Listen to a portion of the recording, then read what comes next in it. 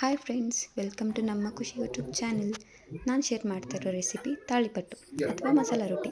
ಇದಕ್ಕೆ ಇಂಗ್ರೀಡಿಯೆಂಟ್ಸ್ ಎಲ್ಲ ಏನು ಬೇಕಂತ ಅಂದರೆ 4-5 ಚಿಕ್ಕದಾಗಿ ಕಟ್ ಮಾಡ್ಕೊಂಡಿರೋ ಈರುಳ್ಳಿ, ಕಡಲೆ ಮತ್ತು ಕಡಲೆ ಬೀಜ, ಗೋಧಿ ಹಿಟ್ಟು, ಕ್ಯಾರೆಟ್, ಕೊತ್ತಂಬರಿ ಸೊಪ್ಪು, ಅಕ್ಕಿ ಹಿಟ್ಟು, ಸಬ್ಬಾಕ್ಸಿ ಸೊಪ್ಪು. ಸಬ್ಬಾಕ್ಸಿ ಸೊಪ್ಪನ್ನ ಚೆನ್ನಾಗಿ ತೊಳ್ಕೊಬೇಕು. ಸೊ ಇಲ್ಲಾಂದರೆ ಅದ್ರಲ್ಲಿ ಮಣ್ಣೆಲ್ಲ ಇರುತ್ತೆ. ಸೊ ಚೆನ್ನಾಗಿ ತೊಳ್ಕೊಳ್ಳಿ.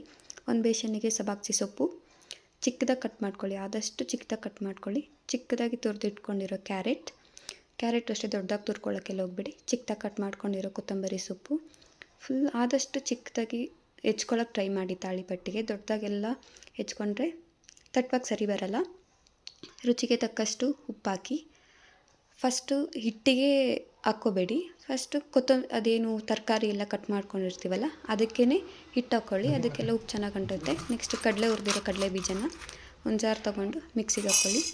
ಫುಲ್ಲು ಪೌಡರ್ ಥರ ಮಾಡ್ಕೊಳ್ಳೋಕೆ ಹೋಗಬೇಡಿ. ಸ್ವಲ್ಪ ಉದ್ರುದ್ರಾಗಿದ್ದರೆ ಚೆನ್ನಾಗಿರುತ್ತೆ.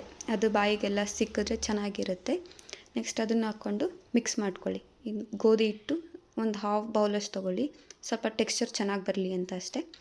ನೆಕ್ಸ್ಟು ಅಕ್ಕಿ ಹಿಟ್ಟು ನಾನು ಇಷ್ಟೊತ್ತು ಮೆಜರ್ಮೆಂಟಲ್ಲಿ ತೋರಿಸಿದ್ನಲ್ಲ ಕಪ್, ಅದರಲ್ಲಿ ಒಂದು 5 ಕಪ್ ಅಕ್ಕಿ ಹಿಟ್ಟು ತೊಗೊಳ್ಳಿ. ಒಂದು ಹಾಫ್ ಕಪ್ಪು ಗೋಧಿ ಹಿಟ್ಟು ಹಾಕಿಲ್ಲ ಅಂದರೆ ಸ್ವಲ್ಪ ಹರಿದೋಗೋದು ಆ ಥರ ಎಲ್ಲ ಆಗುತ್ತೆ. ಒಂದು ಸ್ವಲ್ಪ ಗೋಧಿ ಹಿಟ್ಟು ತೊಗೊಳ್ಳಿ. ನೆಕ್ಸ್ಟ್ ಚೂರು ಅನ್ನ ತೊಗೊಳ್ಳಿ. ಇದನ್ನು ಅಷ್ಟೇ ಟೆಕ್ಸ್ಚರ್ ಸ್ವಲ್ಪ ಸಾಫ್ಟ್ ಬರುತ್ತೆ. ತಾಳಿಪಟ್ಟೆಲ್ಲ ಸಾಫ್ಟ್ ಬರಬೇಕಂದ್ರೆ ಚೂರು ಅನ್ನ ಹಾಕಿ ಸ್ವಲ್ಪ ನೀರು ಹಾಕಿ ಮಿಕ್ಸಿಗೆ ಹಾಕ್ಕೊಂಡು ತೊಗೊಳ್ಳಿ. ಅದನ್ನು ಹಾಕ್ಬಿಟ್ಟು ಚೆನ್ನಾಗಿ ಮಿಕ್ಸ್ ಮಾಡ್ಕೊಳ್ಳಿ. ನೀವೆಷ್ಟು ಚೆನ್ನಾಗಿ ಮಿಕ್ಸ್ ಮಾಡ್ತಾ ಹೋಗ್ತೀರೋ ಅಷ್ಟು ಚೆನ್ನಾಗಿ ಬರುತ್ತೆ. ನೆಕ್ಸ್ಟು ಸ್ವಲ್ಪನೇ ನೀರು ಹಾಕ್ಕೊಂಡು ಕಲಿಸ್ಕೊಳ್ತಾ ಹೋಗಿ. ಇದೆಲ್ಲ ಹೆಲ್ತಿಗೆ ತುಂಬ ಒಳ್ಳೆಯದು. ನೀವೇನಾದರೂ ಸಬ್ಬಾಕ್ಸಿ ಸೊಪ್ಪು ಇಷ್ಟ ಇಲ್ಲ ಅಂತಂದರೆ ನಿಮಗೆ ಯಾವುದು ಬೇಕೋ ಅದನ್ನು ಆ ತರಕಾರಿಗಳನ್ನೇ ಯೂಸ್ ಮಾಡ್ಕೋಬೋದು. ಕೆಲವೊಬ್ಬರಿಗೆ ಸಬ್ಬಾಕ್ಸಿ ಸೊಪ್ಪಿಂದು ಫ್ಲೇವರ್ ಇಷ್ಟ ಆಗೋಲ್ಲ. ಸೊ ಚೆನ್ನಾಗಿ ಕಲಿಸ್ಕೊಂಡಾದ್ಮೇಲೆ ಎಣ್ಣೆ ಹಾಕಿ. ಇದಕ್ಕೆ ಎಣ್ಣೆ ತುಂಬಾ ಇಂಪಾರ್ಟೆಂಟು. ಎಣ್ಣೆ ಹಾಕಿಲ್ಲ ಅಂದರೆ ಅದು ಸೈಡೆಲ್ಲ ಬಿಟ್ಕೊಂಡ್ಬಿಡುತ್ತೆ. ಸೊ ಎಣ್ಣೆ ಚೆನ್ನಾಗಿ ಹಾಕಿ ನೋಡಿ, ಈ ಥರ ಬಂದಿದೆ. ಮತ್ತು ಮೇಲೆ ಒಂದು 2 ಟೀ ಸ್ಪೂನಷ್ಟು ಎಣ್ಣೆ ಹಾಕ್ಬಿಟ್ಟು ಒಂದು ಪ್ಲೇಟಲ್ಲಿ ಮುಚ್ಚಿಡಿ. ಜಾಸ್ತಿ ಹೊತ್ತು ಮುಚ್ಚಿಡೋಕೆ ಹೋಗಬೇಡಿ. ಒಂದು 5 ನಿಮಿಷ ಸಾಕು. ನೋಡಿ, ಓಪನ್ ಮಾಡಿದ್ದೀನಿ. ಕೈಗೆಲ್ಲ ಅಂಟಬಾರ್ದು ನಾವು ತೆಗೆದ್ರೆ. ನೋಡಿ, ಅಷ್ಟು ಸ್ವಲ್ಪ ದಪ್ಪ ತೊಗೊಳ್ಳಿ. ಉಂಡೆನ ದಪ್ಪ ತೊಗೊಂಡ್ರೆ ಚೆನ್ನಾಗಿ ಬರುತ್ತೆ. ಚಿಕ್ಕದಾಗಿ ಹಾಕೊಂಡ್ಬಿಟ್ರೆ ಸರಿ ಬರಲ್ಲ. ಗ್ಯಾಸ್ ಆನ್ ಮಾಡ್ಕೊಂಬಿಟ್ಟು ಹಂಚಿಟ್ಬಿಟ್ಟು ಸ್ವಲ್ಪ ಎಣ್ಣೆ ಹಾಕ್ಬಿಟ್ಟು ಹಂಚು ಕಾಯೋ ತನಕ ಬಿಡೋಣ. ನೆಕ್ಸ್ಟು ಒಂದು ಕಟಿಂಗ್ ಬೋರ್ಡ್ ಮೇಲೆ ಕವರ್ ತೊಗೊಳ್ಳಿ. ಇಲ್ಲ ನಿಮ್ಮಲ್ಲಿ ಬಟರ್ ಪೇಪರ್ ಇದೆ ಯೂಸ್ ಮಾಡ್ತೀನಿ ಅಂದರೆ ಬಟರ್ ಪೇಪರನ್ನು ಯೂಸ್ ಮಾಡ್ಬೋದು. ಅದೇನು ತಾಳಿಪಟ್ಟಿಂದು ಮಿಕ್ಸ್ಚರ್ ಕಲಿಸ್ಕೊಂಡು ಇಟ್ಕೊಂಡಿದ್ದೀವಲ್ಲ ಅದರಲ್ಲಿ ಉಂಡೆ ತೊಗೊಳ್ಳಿ. ಚೆನ್ನಾಗಿ ಮಿಕ್ಸ್ ಮಾಡಿರ್ಬೇಕು ಅದನ್ನು.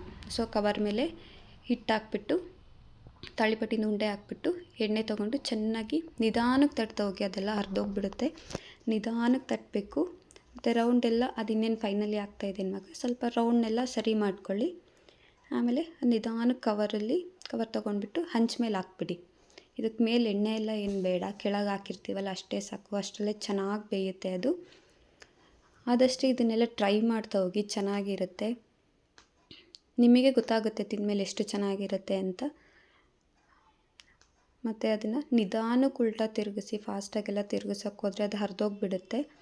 ಚೆನ್ನಾಗಿ ಅದು ಚೆನ್ನಾಗಿ ಫ್ರೈ ಆಗಬೇಕು. ನಮ್ಮ ಮನೇಲೆಲ್ಲ ಸಾಫ್ಟಾಗೇ ಇರಬೇಕು. ಸೊ ನಾವು ಸಾಫ್ಟಾಗಿ ಮಾಡಿದ್ದೀವಿ. ನಿಮಗೇನಾದರೂ ಇಲ್ಲ ಸ್ವಲ್ಪ ಗಟ್ಟಿ ಇರಬೇಕು ಅಂತಂದರೆ ಆ ಥರನೂ ಮಾಡ್ಬೋದು. ಆಯಿಲೆಲ್ಲ ಜಾಸ್ತಿ ಹಾಕ್ಬಿಡಿ. ಇದಕ್ಕೆ ತುಪ್ಪ ಮತ್ತು ಕಡಲೆಬೀಜ ಚಟ್ನಿ ತುಂಬ ಚೆನ್ನಾಗಿರುತ್ತೆ.